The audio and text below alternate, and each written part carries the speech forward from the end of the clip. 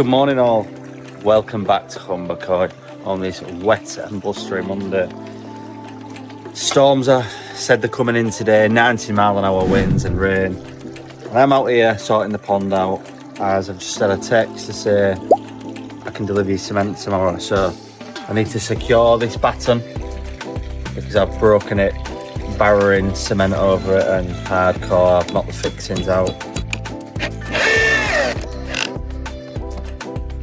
And I'm also wanting to grind the skimmer box about an inch lower because it just sits just over the copings and I want to put coping over it so I can slide the top out when I need to it.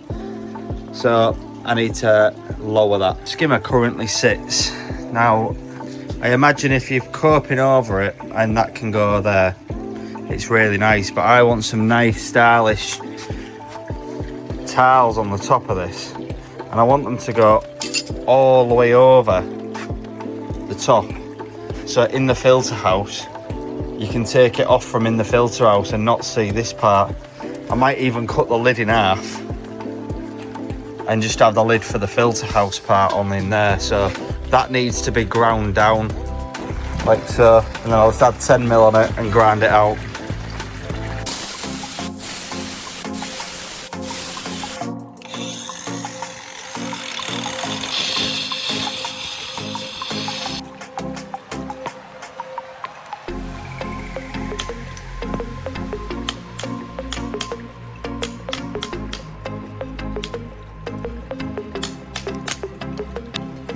Now it's nice and flush at the top. Sit back nice and square along the edge. So that little bit of work has made it right. Now I'll be able to put a tile across the top and go from there. I think I might even put a piece of spreader bar when I glue that in to make it nice and straight. Might just deformed a bit in transit, but yeah, that's going to look really cool there. And obviously the 4-inch benefit, so I'll literally be able to go from that straight down and into a drum. Good morning guys. So it's the next day. Weather is still looking absolutely appalling, to be fair. And the cement truck guy said he's got a cancellation and that he can bring me some cement, which I'm not massively ready for, but I'm going to give it a go anyway. I wanted to make a little pad down here to try and put the heat pump facing towards us this way. But I need to dig an entire flower bed out. So at the moment it's just me and Leo. Give us a wave, mate. So Leo's over there cleaning the Nexus out. And I'm just trying to get a bit of this done. I've been out and bought a long tamper to go right across filter shed base. Grandpa's going to come and do a bit of barrowing or raking for us, whichever one he's most comfortable with. So it's full steam ahead this week. Booked 2 weeks off work and we're really going at it. Well guys, we've run out of time as the cement truck is here. I've got Leo trying to make a pad down here real fast. My dad's here, we've made a ramp and the cement truck's just turned up, so it doesn't look like that form's going to get done. And it's just starting to rain. But we'll get it done.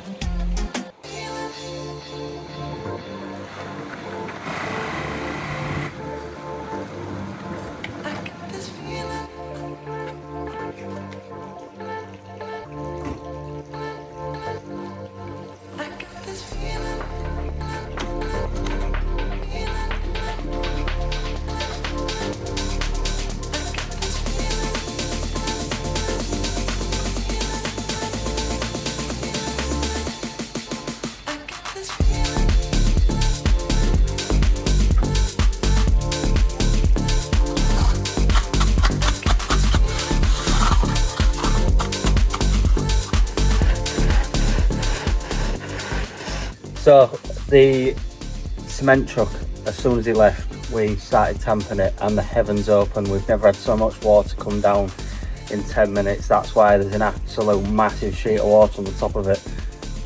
Leo ran for cover and me and my dad have been out there trying to tackle it because I thought it was all going to get washed away, but luckily we've nearly got it a first pass. I'm not gonna lie guys, that was hard work. We have had every rain condition known to man. Everything's gone wrong. The first part of the mix was too dry, so we've had to dig it back and put wetter stuff on top. Heavens have opened twice. I'm covered. It's nearly flat, and Jamie's just dropped his massive float thing off for me to have a go with and try and just get it that bit more polished. God, the wind's picked up, the rain came down. I've not got a bad finish, to be fair. I'm happy with it. It could have got a lot worse with the weather that we had.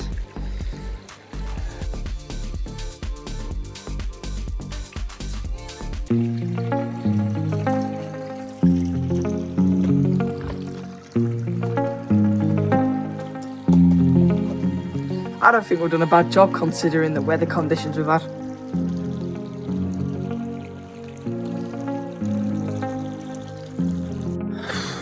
That could have gone a lot worse, couldn't it? I mean, it's nice and smooth. There's one small lip down at the bottom down here. Now, I'm not concerned over that. I'll get that out with the grinder anyway. So that could have gone a lot worse. I was more bothered about the cube and a half of cement that could have dried like a BMX track. Right, me and Leo are gonna go get some more materials for the next job.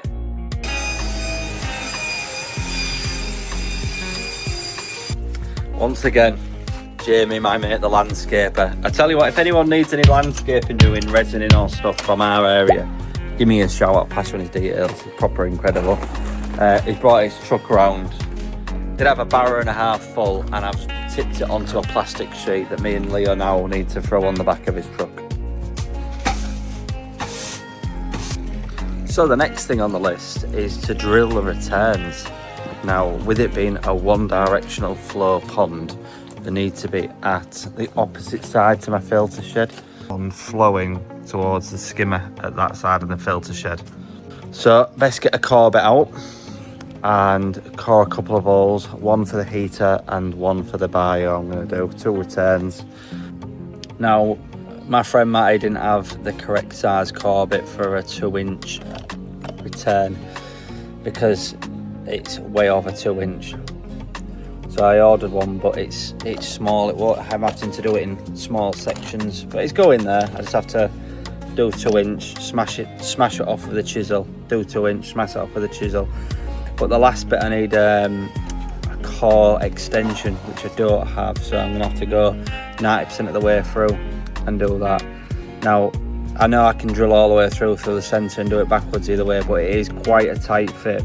And if they don't marry up perfectly, then I don't think it'll go through. So I have returned from my mate's house, Matty, the plumber, with a bit extension. So I'm definitely getting through that now. Happy days.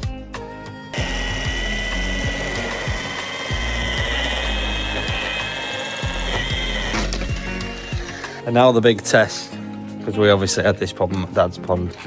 And we drilled the hole the wrong size, is yes. Bingo. That'll do the business. Now, I've just had an 8 AM wake up call from Jamie, who has offered to grind my window rebate out as he's got a still saw. I don't. He cuts stuff every day, porcelain pavers and box sets and stuff like that, so he's very comfortable with one, when I think I'd just cut my hand off if I did it. So I'll let Jamie do it, let a professional have a go at that. One thing I do need to do though is wash this floor down before fiberglassing. After all this grinding in here, it's absolutely covered, so I'm going to hoover the water out the bottom drain, sweep all the debris out, and while it's really hot weather today, I'll wash it down, get all the rubbish out of it, and allow it to dry. So Jamie's back. He's currently grinding the first cut with my 4-inch angle grinder, which is deep enough to do it and was the exact depth we needed to go. Now he's using his bigger grinder and he's super glued a piece of wood to the plate on the bottom, which gives him the exact depth that he needs to cut with it. And when you hit it just right, they just fall off. Look at that for a cut. You can't even see a saw mark on it. It's like buttery smooth all the way down it. Ain't gone too deep that way, ain't gone too deep that way. But I suppose he does cut porcelain paving and block sets and stuff like that every day. And when I told him that I was going to do it, he said, you aren't doing it, I'm going to come and cut it for you. It'll be perfect. So kudos to Jamie.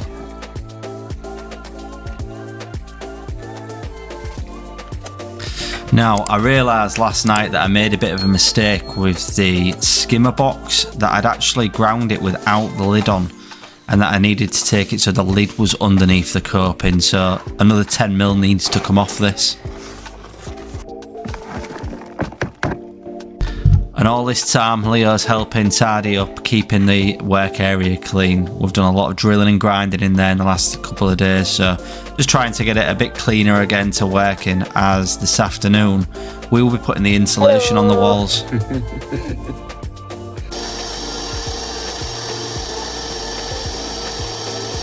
So now this is actually below it, and I'm going to set it and get it just underneath.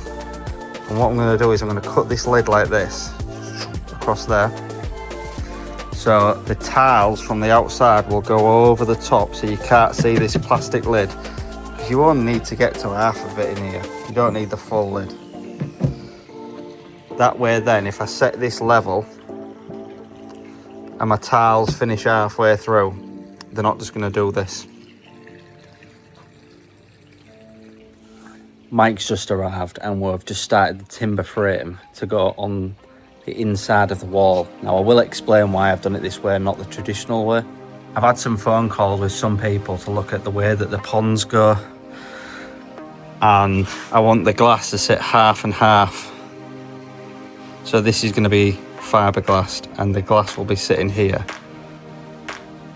That way the glass will be flush with the pond and it won't have a point where the fish can flash off.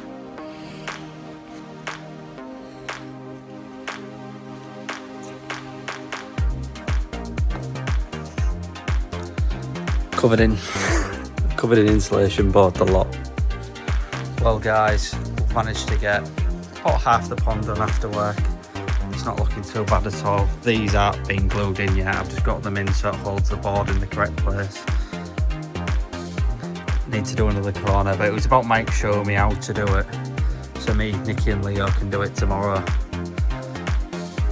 Covered in bits and bobs from doing this, but I'll give it a tidy up in the morning, get that on and get it all ready for fiberglass. Can't wait. So when we was building this, we noticed we had a few blocks that were slightly wider, as we bought them from different suppliers. And Mike suggested putting the wider blocks towards the inside, so when we do clad the outside of the pond, it's going to be nice and smooth. And all I've done is chain grinded across them to smooth them off. Me and Niki have been at it. I've actually sunk the returns in. Spoke to the fiberglasser and asked him if it would be alright to do that, because I've seen people that have had squares around them and all sorts, but I've made them flush. So these are now flush with that. And I've tried to do the same with the skimmer. This one was a bit more difficult, it's got a slight slope on it, but not a great deal on there. When that's all fiberglass to this and we stick the grate back on it, that'll look sweet as a nut.